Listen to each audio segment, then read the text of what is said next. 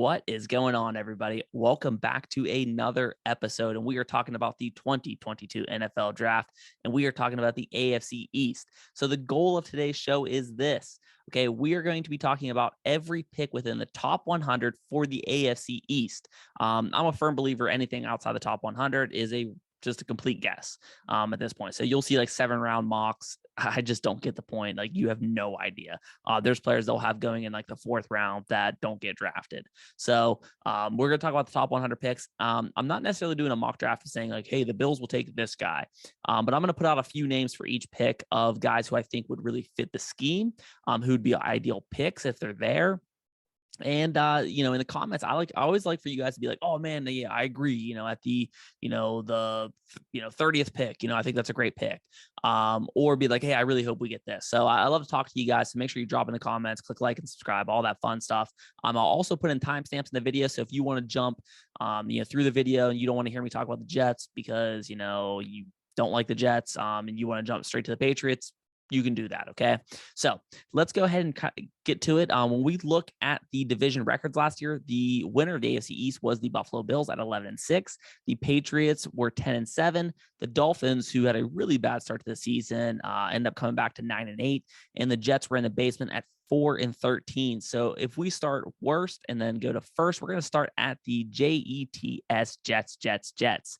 When we look at the Jets, their weaknesses are, or I think their needs are, I should say, are corner, linebacker, receiver, interior defensive line, edge, and running back. They're in kind of a weird spot where they have 2 picks in the top 10. Awesome. But I don't know. I don't have like a great feeling with any of those picks. I think when you're at the Jets kind of position, I think you almost have to go with who's highest on your board. I don't know, but best player available is like, sounds like a crappy way to draft. Because why would you get a player that you already are pretty good at a position? But I just think it kind of makes sense for this team who's, not going to be a contender this coming year. You're just trying to slowly put the pieces together. Okay. So at number 4, I think Kayvon Thibodeaux makes a lot of sense. Some people don't think he's the best edge rusher. Some people think he lacks passion. But one thing's undoubtable. The guy has a lot of talent, and he's long and he's fast and he's big and he's strong. Another guy who, I've heard the Jets are interested in, 4 seems a little high for it. So I could maybe see a trade back, is Sauce Gardner, the shutdown corner from Cincinnati. I love his attitude. I love his edge. I'm a big fan of Sauce Gardner. And I think another one where you're trying to protect the franchise and Zach Wilson is Akeem Okuwunu, the big, huge, mean, nasty tackle from North Carolina State. So I think those would make sense at 4. At 10, again, I think this could be a trade back spot, but with the NFL draft lacking a top tier, a few top tier quarterbacks, it's going to be different for trades. We might see more trades or less trades. And I know that's like, oh yeah, it's pretty obvious. But I mean, like, I don't know, like I wouldn't be surprised to see like 1 trade, or I wouldn't be surprised to see a lot of moving around because the value is going to be less in years past. So at number 10, if they don't end up getting a Sauce Gardner, and if Derek Stingley Jr. is there, I think he makes a lot of sense, man. He just came out, we saw him with the Liz Frank injury. He just ran a blazing 40. Dude has talent, just hasn't really shown it in recent years, not as much as he did in 2019, but he's a great guy. We could see a Garrett Wilson go here, or a Drake London. I think those guys make a lot of sense. You're trying to get some more firepower to go opposite of Elijah Moore. They have Barrios too, but I'm a big Drake London fan personally. People are going to complain about, he's not super fast. He doesn't separate a lot. But he reminds me so much of Brandon Marshall, man. The guy's got an edge to him. I love it. 50-50 balls are actually 90-10 balls for this guy. So I'm a big Drake London fan, but Garrett Wilson, brings that OBJ kind of flashy element.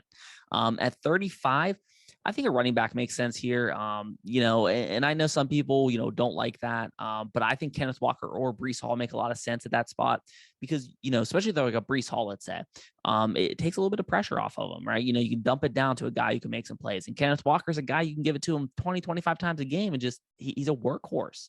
So I think those make sense. But another guy that I think could make sense, I think that people initially had him higher than what he's kind of slated for. I've heard GMs aren't as high on him as what like mock drafts have him, is Treylon Burks, the huge, freaky wide receiver from Arkansas. I think, he's almost going to be kind of that looks like an X receiver, plays in the slot because we saw him play almost exclusively in the slot at Arkansas. But he might be a fun one to get up the seams. Almost use him like I don't know, almost how the Giants wanted to use Evan Ingram. But then at 38, you could put those same players right there. But another guy I'm going to add to that list is Leo Chanel. Just this guy's crazy athlete. This guy was like in the 95th percentile for like everything from the combine. The linebacker from Wisconsin. His tape doesn't show all that athleticism, but he's a guy where if he gets some good coaching, he's got all the talent in the world. And then the last pick the Jets have within the top 100 is the 69th overall pick. Again, I'm going to go linebacker for these two picks if they don't prioritize it earlier in the draft. And I think a Brandon Smith, linebacker from Penn State, or Quay Walker, linebacker from Georgia, make a lot of sense here. Just trying to get more athletic on the defensive end, make some plays. In modern day football, you need that athlete at linebacker to go out and cover backs and tight ends. The third place in the division was the Miami Dolphins. They have 0 picks in the top 100. Just to kind of talk about the Dolphins real quick.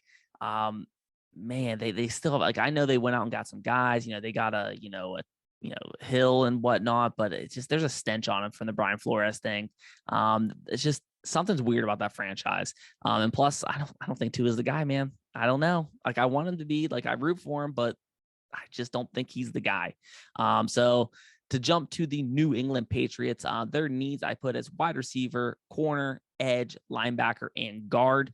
At 21, I think Trent McDuffie would be a really good guy right here. Washington's always producing stud corners. I think McDuffie's the next in line for that.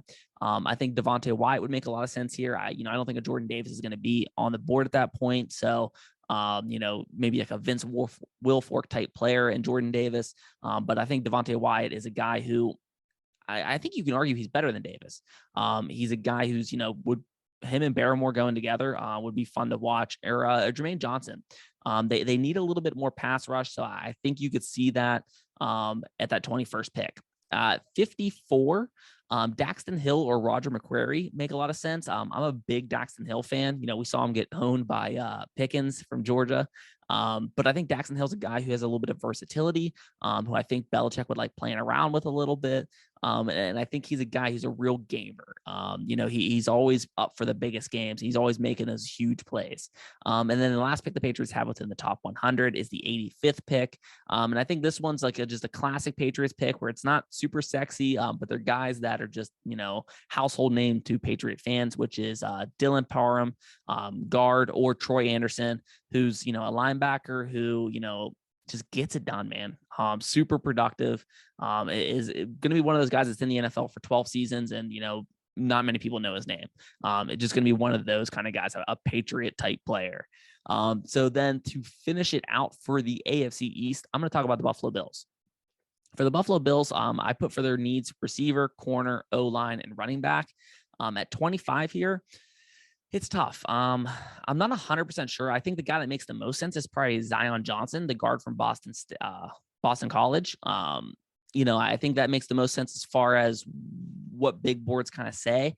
But I don't know. I just have a kind of a weird feeling that we could see kind of a surprise, take somebody who's maybe, people are going to say it's a reach. But I think maybe a Sky Moore makes sense here. They're kind of replace a Cole Beasley.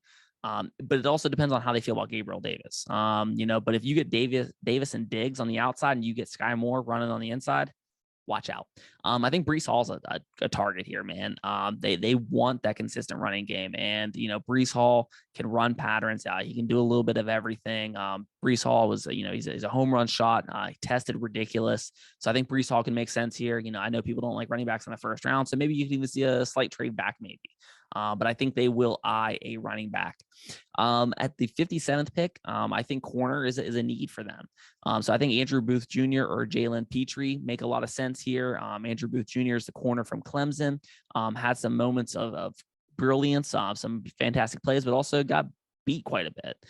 Petrie is a guy who played on a Baylor team that wasn't great, but he played individually pretty well. Or I put the linebacker from Oklahoma, Brian Soma. Osama, I'm sorry. When we look at him, he's a modern day linebacker, moves very, very well, can crack, can come downhill. So I think he's a guy who could, help that defense, play sideline to sideline a little bit better. And then the 89th pick, I think again, when we look at these best teams, the draft picks are never super sexy. Because they already have all those pieces together. It's just rounding out those hush guys. I think Darian Kennard, guard from Kentucky, who's played a little bit all over the line, could be a guy that they try to target there just to help, that depth area, to make some spot starts. I think that would make sense at the 89th pick. But make sure you let me know who you guys think, man. I'm curious, do you think like, oh yeah, man, like Trent McDuffie would be awesome at 21 for the Patriots? Or are you like, no, there's no way, he's not even a first round talent? I want to know, man. I love talking to you guys. I appreciate you guys. We just hit 2,000 followers, subscribers, I should say, I guess. But I appreciate you guys. Make sure you click like and subscribe, all that fun stuff, man. And make sure you stay tuned because I'm going to be posting one of these videos for each one of the divisions. Until next time, guys. Later.